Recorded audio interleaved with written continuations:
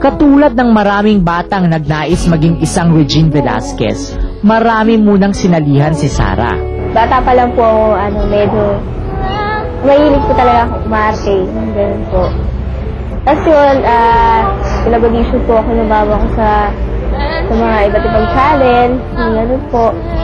Meron po doon yung talagang isang channel na nagtagal po ako doon.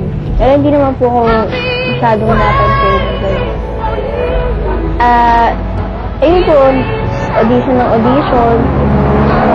Tapos sabihin, nakailang screenings na po ako noon, paulit-ulit po, pabalik-balik po kami. Kung tatanungin mo ang kanyang kapamilya, simple lang si Sara. Tahimik at hindi maluho.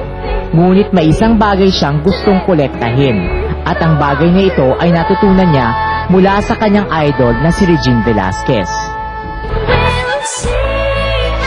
Yung pagiging humble niya po yun. Kahit na superstar na po siya, yung gano'n, at yung taas-taas na po niya. Yung nga po, yung wala po talaga siyang ere po ba yun? Basta po sa amin, kapag kinakausap niya po kami, yung malambing po siya, yung parang kakilala niya na po kami, tapos yayakapin ka pa niya, yung pagbabatiin ka niya po, yung gano'n.